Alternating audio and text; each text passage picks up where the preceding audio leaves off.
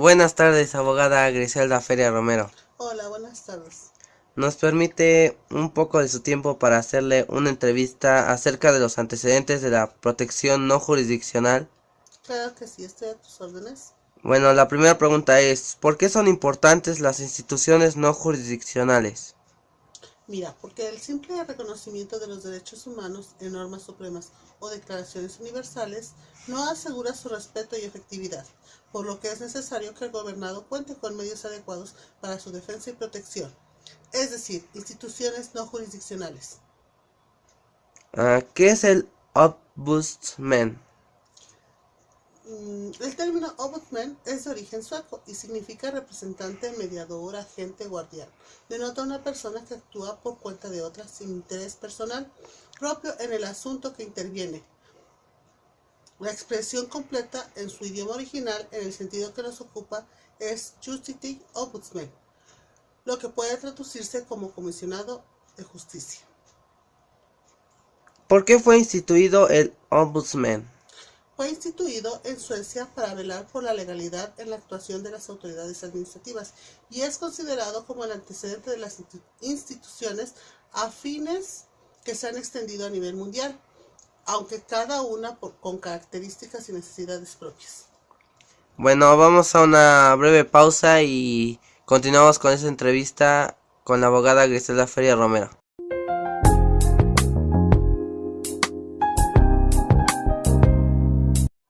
Seguimos con esta entrevista con la abogada Griselda Feria Romero. La institución, ¿por quién está constituida? Este primer tipo de institución está constituida por un comisionado parlamentario que recibe los reclamos de los gobernados sobre la legalidad en las instituciones de las autoridades administrativas para modificar su conducta a través de la persuasión. ¿Cuál es el origen del ombudsman? El origen del ombudsman se remonta en el año de 1713 en Suecia, cuando el rey Carlos XII estableció la institución para controlar a los funcionarios de su gobierno en su ausencia. Durante la guerra que sostuvo con Rusia, encomendó a un colaborador denominado ombudsmanen, que significa procurador supremo. Su función consistía en vigilar de manera general para que se cumplieran las leyes y los reglamentos, así como para que los servidores públicos ejercieran correctamente sus funciones. ¿Qué cambios trascendentes ha tenido el ombudsman? Bueno, vamos a referirnos que a partir de 1717 ha cambiado de nombre, de Procurador Supremo a Canciller de Justicia. Tiempo después, al ombudsman se le facultó para que pudiera recibir quejas de particulares y más tarde se decidió que fuera nombrado por los estamentos, el cual era un grupo social caracterizado por determinadas condiciones. Entonces, los estamentos podían nombrar al ombudsman y no el rey. Sin embargo, en 1772, por un golpe de Estado, nuevamente dependió del rey la institución del ombudsman. Bueno, haremos otra breve pausa y al continuar terminaremos esta entrevista.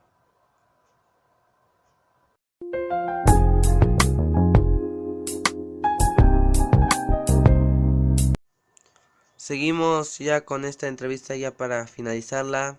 Vamos a hacerle las últimas 3 preguntas a la abogada. Formalmente, ¿en qué artículo tuvo su nacimiento el ombudsman? Mira, te voy a decir la fecha. Fue el 6 de julio de 1809, en el artículo 96 de la Constitución. El Parlamento ahí lo facultaba con plenos poderes, en donde delimitó y diferenció a las dos instituciones, el Canciller de Justicia y el Justitie Ombudsman. El Canciller de Justicia controlaba la administración del Estado al servicio del rey y el Justitie Ombudsman, independientemente del gobierno, encargado de la protección de los ciudadanos en contra de los actos de la administración pública.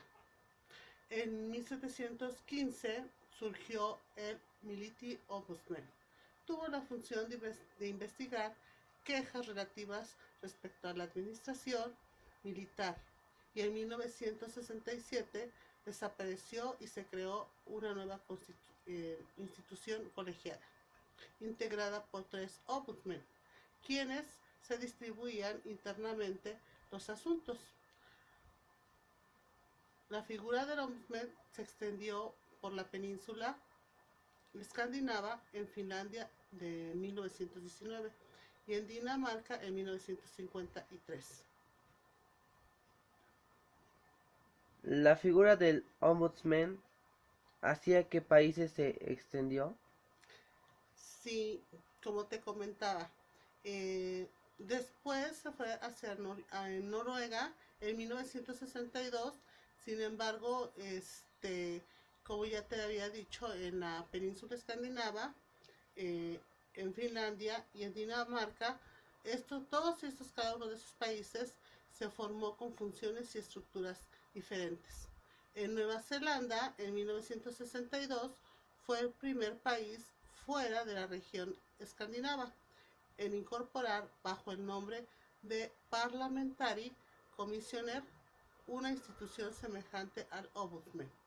Continuaron Inglaterra en 1967 y otras naciones como Australia, Francia con el Mediatur en 1973, que se instituyó una figura afín con el Ombudsman, pero con el nombramiento de su titular, parte del jefe del gobierno.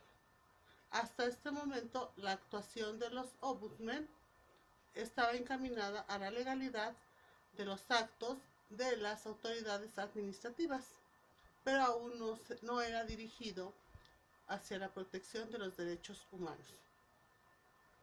Y por última pregunta, en la actualidad las instituciones que se identifican como ombudsman, ¿cómo son denominadas?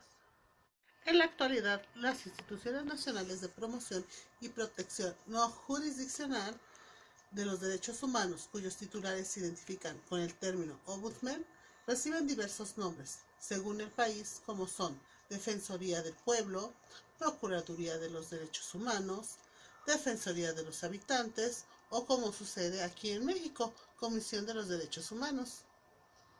Quiero hacer mención que además de la popularidad que comenzó a tomar la institución a nivel mundial, las reuniones de juristas en la materia tuvieron un impacto importante en la región, como fue el primer coliloquio sobre el proyecto Ombudsman para América Latina, celebrado en Caracas, Venezuela en 1983, del cual, entre los acuerdos a que se llegó, surgió la creación del Instituto Latinoamericano del Ombudsman para la coordinación de estudios e instauración de esa institución.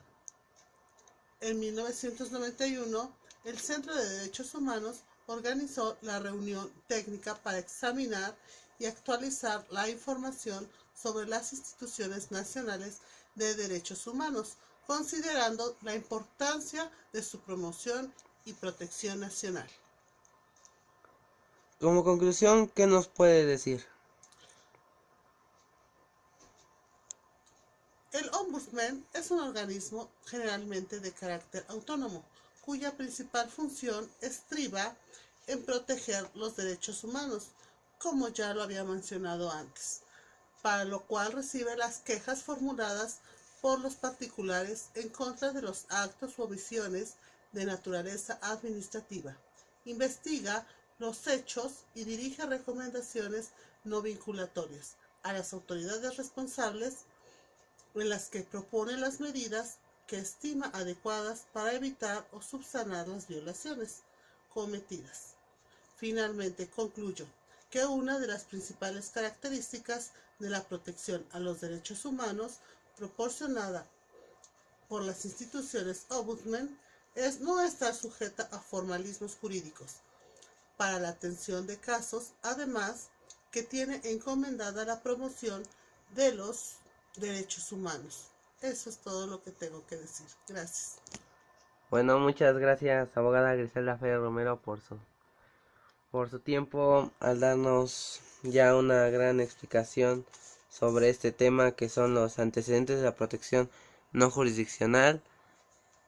Gracias y buenas tardes.